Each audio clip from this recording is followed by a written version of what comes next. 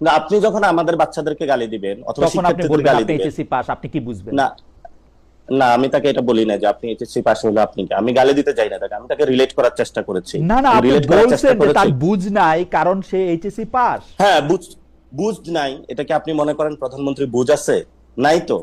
যদি বুঝ থাকতো ওই দিন বাংলাদেশে শিক্ষার্থীদেরকে মাস্টার্স পাঠাতো না। বাংলা আপনি জনাব তারেক রহমানকে বুঝ নাই এর জায়গাটা থেকে এইচএসসি পাস প্রধানমন্ত্রী বলছেন, ইটস ফাইন, আমার কাছে কোনো অসুবিধা নাই যে এইচএসসি পাস, আপনি তার এইচএসসি পাস মনে করছেন, আপনি এইচএসসি পাসে বলছেন, কিন্তু পাস দিয়ে কি আপনি একটা লোকের বিবেচনা করেন? মানে ধরেন না, আপনি আপনি মাস্টার্স পাস, আমি সেই জন্য আপনি এইচএসসি পাস লোকের থেকে একটু ভালো, বেটার?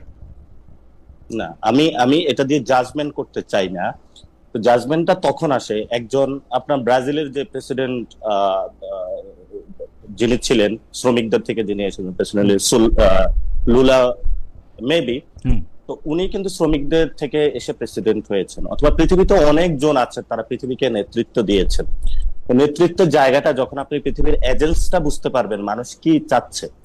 দেখুন, আপনার এটা আমি যখন বলেছিলাম বাচ্চারা হাঁটু পরিমাণ পানি, কারো গলা পরিমাণ পানি, ওই অবস্থায় তারা হলো পরীক্ষার হলে যাচ্ছে। আপনি চিন্তা করেন, আপনি ওই সময় এইচএসসি পরীক্ষার্থী এবং আপনি সকালবেলায় দেখলেন যে হলো বাসার সামনে হলো গলা পরিমাণ পানি। তখন আপনি একটা আবেদন জানাইলেন যে ঠিক আছে, আজকের পরীক্ষাটা যদি বাতিল করা হয়, যেহেতু আপনি নগর ব্যবস্থাপনা করতে পারছেন না অথবা আপনার আগের সরকার করতে পারে নাই, কিন্তু পরিস্থিতিটা তো বিরাজ করছে তখন, তখন আপনি তাকে বললেন আজকে পরীক্ষাটা না নিয়ে তাহলে আপনি কালকে নেন। আপনি তাদের বাসায় ডিবি পাঠালেন, তাদেরকে হেনস্থা করলেন, এই তুমি কোন কলেজে পড়ো, তাদেরকে পলিটিক্যাল ট্যাগ দিলেন।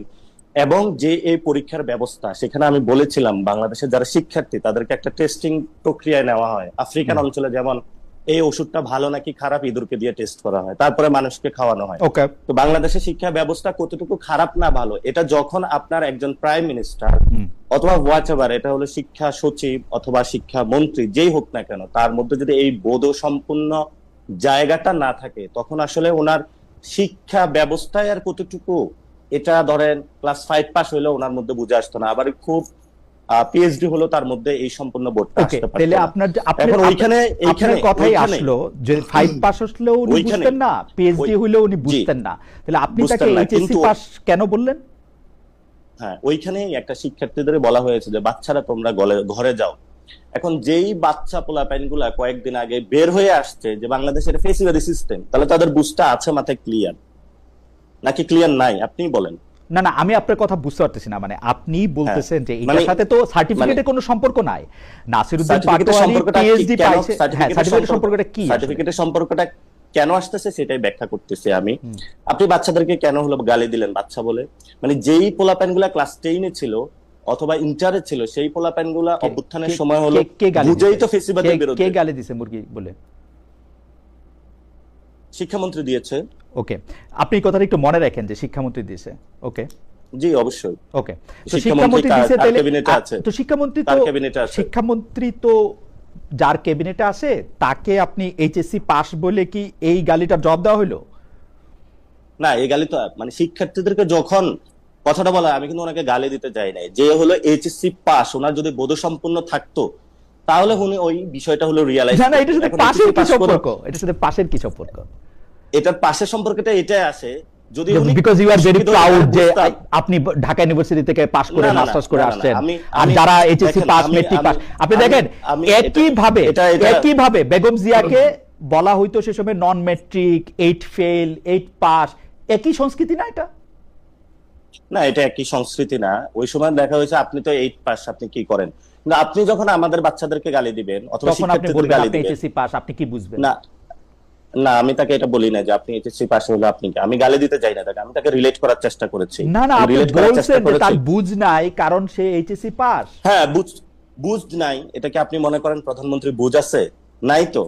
যদি বুঝ থাকতো ওই দিন বাংলাদেশে মাস্টার্স পাস প্রধানমন্ত্রী আমরা দেখছি, পিএইচডি পাওয়া, নোবেল পাওয়া সরকার প্রধান আমরা দেখছি। বুঝ নিয়ে সবার বুঝ নিয়ে প্রশ্ন করা যায়, তার সাথে পাশের কোনো সম্পর্ক নাই। পাস করার নিয়ে তাকে দেখছিলেন, পিএইচডি পাস করার পর রাষ্ট্র ডক্টর মোহাম্মদ ইউনূসকে দেখছি। ডক্টর ইউনূস তো ওই সময় শিক্ষার গুরুত্ব দিয়েছিল, অনেক কিছু। না, আমি শিক্ষার গুরুত্বের কথা বলতেছি না, কিন্তু আমি শিক্ষার গুরুত্বের কথা বলতেছি না, আমি বলছি পাস ছাড়াও অনেক প্রশ্ন করা যায়। আপনি নিজেও অনেক প্রশ্ন করতে পারবেন ডক্টর মোহাম্মদ ইউনূসকে নিয়ে। জি, তো সেইটা পাশের সাথে নাই তো, কিন্তু আপনি এটা বলছেন।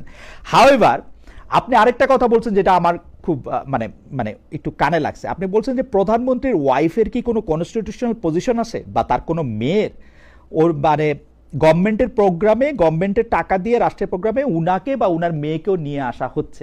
এটা তো সারা পৃথিবীর নর্মস ভাই।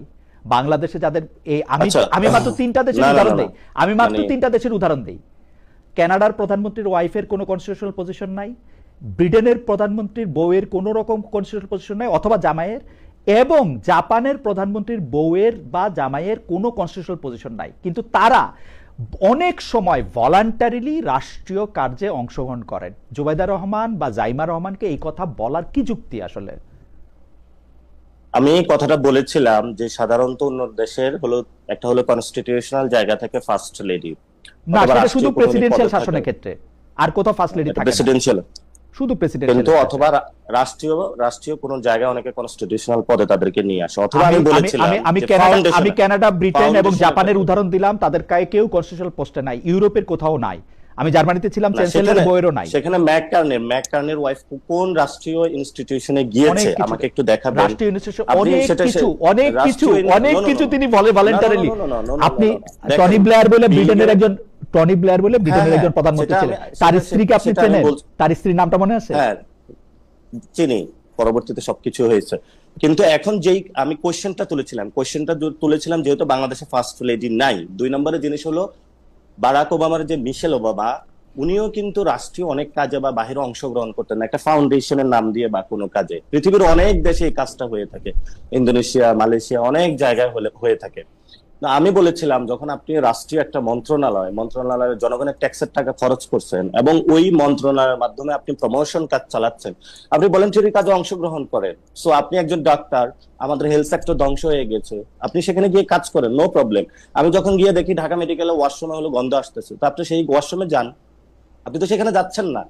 আপনি যখন একজনের ইন্টেনশনটা বুঝবেন, আপনি দেখেছেন জাইমা রহমানের যখন কথাটা এসেছে, অনেকে বলেছে গালি দিয়েছি, আপনি আজকে এখানে টকশোতে একটু প্রমাণ করে যাবেন আমি কি গালি দিয়েছিলাম বা কি করেছিলাম।